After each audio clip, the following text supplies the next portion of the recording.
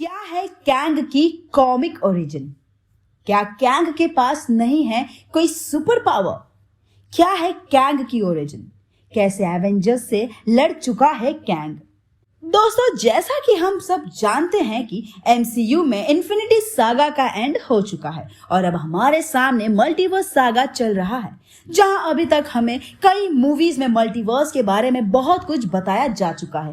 लेकिन इसके साथ ही MCU में मल्टीवर्स के साथ साथ एक और कंसेप्ट भी नजर आने वाला है, टाइम ट्रैवलिंग। हालांकि एंड गेम से ही हम ये देख चुके हैं कि टाइम ट्रैवलिंग मार्वल यूनिवर्स में क्वांटम रिल्म के थ्रू ही पॉसिबल है, और MCU में क्वांटम का कनेक्शन डायरेक्टली कहां से आया ये तो हम जानते ही हैं, एंटमैन फ्रेंचाइजी से ऑब्वियसली। और अब जब Antman and the Wasp Quantumania release के लिए तैयार खड़ी है, तो सबसे बड़ा नाम जो हम सबके सामने आ रहा है, Kang the conqueror. Marvel cinematic universe का one of the biggest villain जो एंटमैन 3 का मेन विलन होने वाला है, और साथ ही हम ये भी जानते हैं कि फेज 6 में हमें इसी के ऊपर एवेंजर्स द कैंग डायनेस्टी और एवेंजर्स सीक्रेट वॉर्स भी देखने को मिलने वाला है। पर इन सब बातों से पहले हमारे सामने ये सवाल आता है कि आखिर ये कैंग है कौन और इसका लोकी से क्या कनेक्शन है, और इन सब सवालों का जवाब हम जानेंगे बहुत जल्द। पर सबसे पहले शुरू करते हैं कैंग का इंट्रोडक्शन। तो सबसे पहले तो मैं ये क्लियर कर दूं कि कैंग असल में एक नॉर्मल बीइंग ही है। इसके पास कोई सुपर पावर्स नहीं है और ना ही अपनी पूरी हिस्ट्री में ये कोई सुपर पावर पोजेस करता है। इसके पास सिर्फ एडवांस टेक्नोलॉजी है और एक टाइम मशीन है, जिसके चलते इसने इतना उधम मचाया है कि आपके पास गिनते गिनते उंगलियां कम पड़ जाएंगी। तो सबसे पहले तो इसकी कहानी शुरू होती है 30th सेंचुरी से, यानी ये करंट टाइम से लगभग 1000 साल बाद की दुनिया का निवासी है, जहां लगातार एक ग्रेटा वॉर छिड़ी हुई है।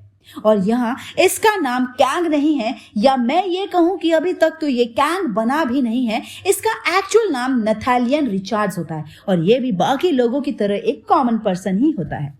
अब इसका नाम सुनकर तो आपको भी ये अंदाजा लग गया ही होगा कि इसका नाम कहीं ना कहीं रीड रिचार्ड से सिमिलर है। तो आपको बता दूं कि इसका सिर्फ नाम नहीं बल्कि रिलेशन भी सिमिलर है। असल में रीड रिचर्ड इसका एक एंसेस्टर ही होता है, और यही खबर एक दिन इसके हाथ लगती है, यानी इसे अपने एंसेस्टर्स के बारे में पता चलता है। बट इसके साथ ही इसके कुछ इवेंट्स और फैक्ट्स ऐसे भी देखने को मिलते हैं जिससे ये लगता है कि इसका एक एंसेस्टर डॉक्टर डूम भी है। बट इसको लेकर आज तक मार्वल की तरफ से कुछ कंफर्म नहीं किया गया, और स्टोरी के अकॉर्डिंग खुद नथालियन को इसके बारे में नहीं पता होता। तो बस वो निकल पड़ता है अपने इसी अनसॉल्व पास्ट को ढूंढने के लिए, जिसे खोजते खोजते इसे एक एंशिएंट बोट मिलता है, जो असल में इसका ही एक एंशिएंट वर्जन होता है।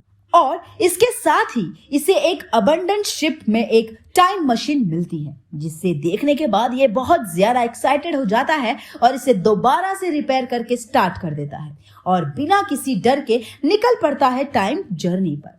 हालांकि टाइम मशीन पास्ट और फ्यूचर दोनों ही टाइमलीनेस में इसे पहुंचा सकती है, लेकिन इसे अपने पास्ट के बारे में ही जानना था, तो बिना झिझके ये पास्ट की तरफ निकल पड़ता है। बट अनफॉर्चुनेटली ये एंशिएंट इजिप्ट में पहुंच जाता है, जहां जाकर इसे पता चलता है कि यहाँ के लोग तो बहुत पुराने हथियारों और बिलीफ्स के साथ जी रहे हैं। अब क्योंकि इसकी time travelling ship ancient Egypt के हिसाब से बहुत एडवांस होती है, तो उसे देखकर वहां के लोग बहुत ज्यादा घबरा से जाते हैं और इसे अपने से बहुत बेहतर का दर्जा देने लगते हैं, और बिना कोई खास मेहनत किए ये वहां का राजा बन जाता है।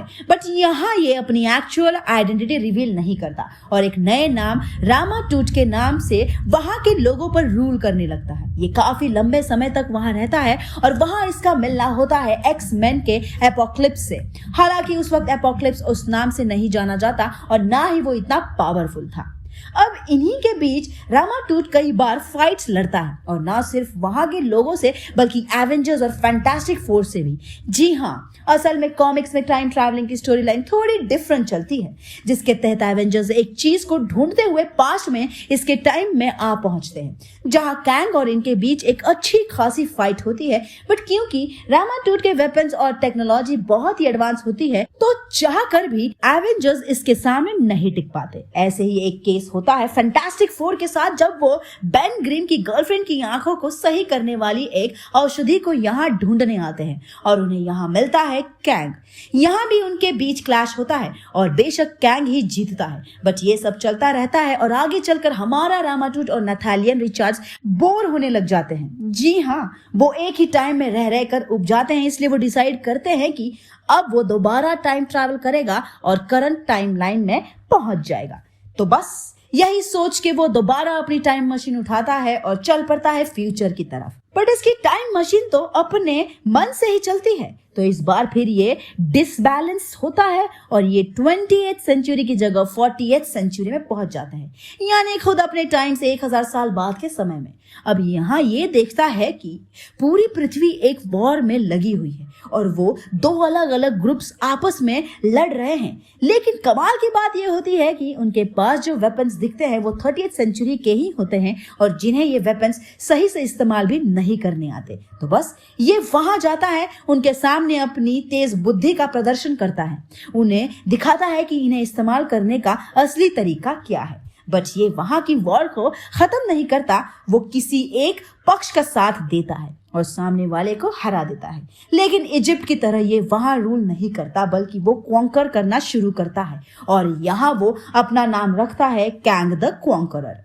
यहाँ वो अपना एक आर्मर क्रिएट करता है और अपनी टाइम मशीन को और ज्यादा अपग्रेड करता है और उसे इवेंचुअली अपने सूट में ही एडजस्ट कर लेता है। यानी अब उसे टाइम ट्रैवल्स के लिए इतनी बड़ी मशीन की जरूरत नहीं, बल्कि उसका सूट खुद में ही एक टाइम ट्रैवल आर्मर बन चुका है और यहाँ से वो अर्थ को कॉन्कर करना शुरू करता है और उसके बाद बाकी प्लैनेट्स को और उसके बाद एक बियॉन्ड द प्लैनेट्स और ऐसे ही करके धीरे धीरे वो पूरी गैलेक्सी को कॉन्कर कर लेता है। यस, लिटरली पूरी गैलेक्सी को। लेकिन इतना सब कुछ करने के बाद उसे फिर रियलाइज होता है कि एक ऐसी गैलेक्सी पे रूल करके क्या फायदा जो वॉर और डिस्ट्रक्शन से भरी हुई है। यानी यहाँ वो फिर बोर हो जाता है और वो वही करता है जिसके लिए वो जाना जाता है, टाइम ट्रैवल। जी हाँ, और इस बार क्योंकि वो अपनी टाइम ट्रैवलिंग को बहुत ज्यादा परफेक्ट बना चुका था, तो वो वहीं पहुंचता है जहां उसे जाना होता है, यानी करंट टाइम लाइन में जहां एवेंजर्स और एमसीयू के बाकी कैरेक्टर्स टेक प्लेस करते हैं,